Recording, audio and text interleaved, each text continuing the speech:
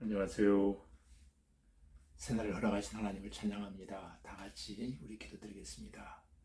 좋으신 아버지 하나님, 이 아침도 변함없이 깨어있게 하시고 예배하며 찬양하며 하루를 또다시 열어갈 수 있도록 은혜 베풀어 주시오니 감사합니다. 이제 하나님의 세미하신 그 음성을 듣고 하나님의 말씀에 의지하여 세상에서 오늘도 승리하는 은혜의 날이 되어지기를 원합니다. 어디에 있든 무엇을 하든 어떤 자리에 있든 하나님, 오늘도 영혼도 잘 되고 범사도 잘 되고 육체도 강건해져가는 은혜의 한 날이 되어지기를 소원하오며 살아계신 우리 주 예수님 이름으로 기도하옵나이다. 아멘. 이 시간 우리에게 주신 하나님 말씀은 사사기 3장 1절로 6절까지 제가 읽어드리겠습니다. 1절입니다.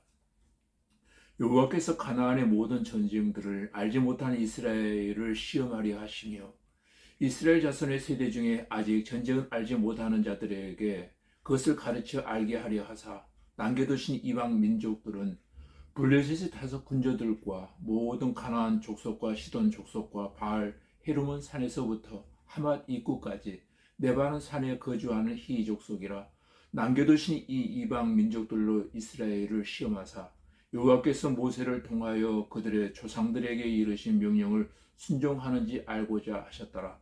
그러므로 이스라엘 자손은 가나안 족속과 헷 족속과 아모리 족속과 브리스 족속과 히 족속과 여부스 족속 가운데에 거주하면서 그들의 딸들을 맞아 아내로 삼으며 자기 딸들을 그들의 아들들에게 주고 또 그들의 신들을 섬겼더라. 아멘.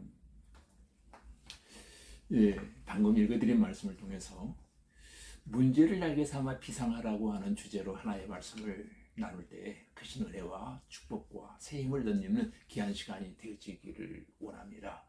이스라엘은 가나안 정복 전쟁을 수행함에 있어 하나님의 명령을 쫓아 가나안 거민들 모두를 쫓아내어야만 했던 것입니다. 그럼에도 불구하고 그들은 불순종했습니다. 그 결과 그들은 남겨둔 그 가나안 거민들로 말미암아 많은 고난과 약탈을 당하게 되는 장면들을 우리가 본문에서 보게 될 것입니다.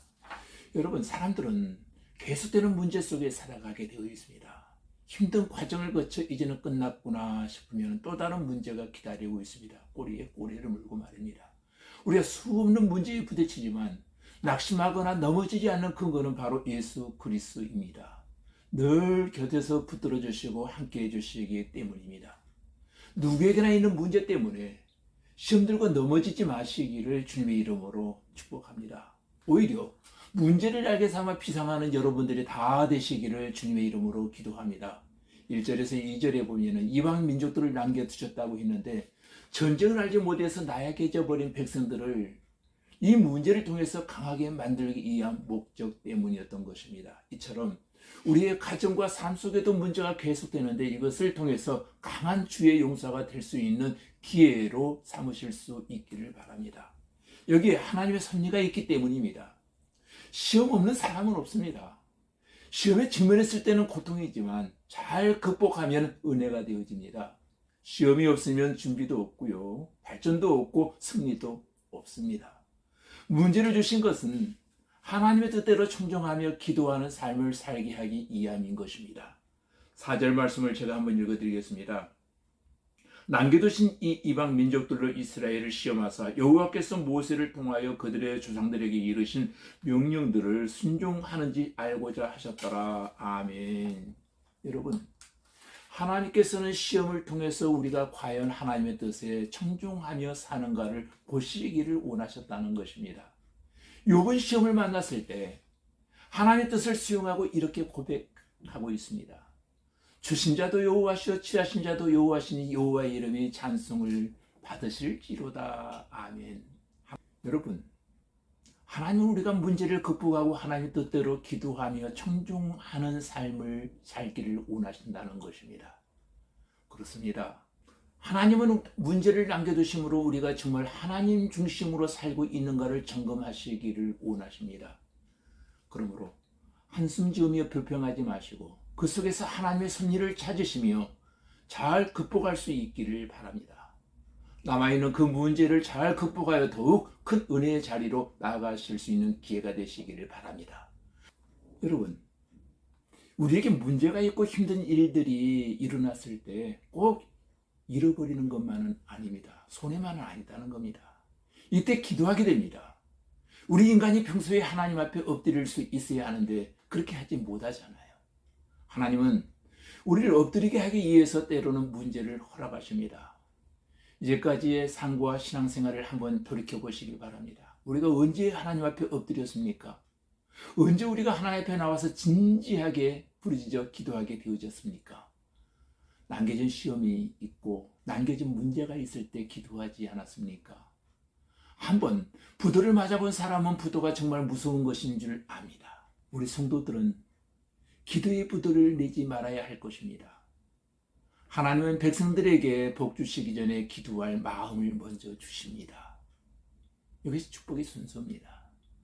하나님을 응답하시기 위해서 먼저 기도할 마음부터 주시는 것입니다. 그러므로 기도할 마음이 사라지거나 식어지면 그것은 위기입니다.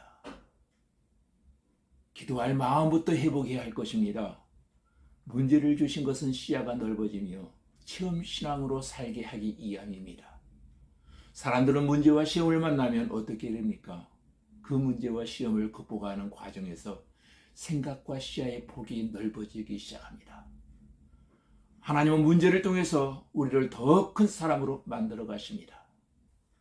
여러분, 우리가 사는 삶의 주변에는 오해할 일, 마음 상할 일이 얼마나 많은지 모릅니다. 내 상식, 내 생각, 내 스타일, 내 환경으로는 이해 안 되는 일들이 정말로 많습니다. 그러나 그것을 내가 고칠 수는 없습니다. 상대방의 문제를 훤히 알고 있는 부부의 경우도 서로 고치려고 할 때는 더욱 깊은 문제 속으로 빠져들게 되어집니다. 내가 더욱 폭넓은 사고, 폭넓은 시각을 준비하는 것이 중요합니다. 믿는 우리에게도 하나님이 남겨두신 문제가 있다는 사실을 꼭 기억하시기를 바랍니다.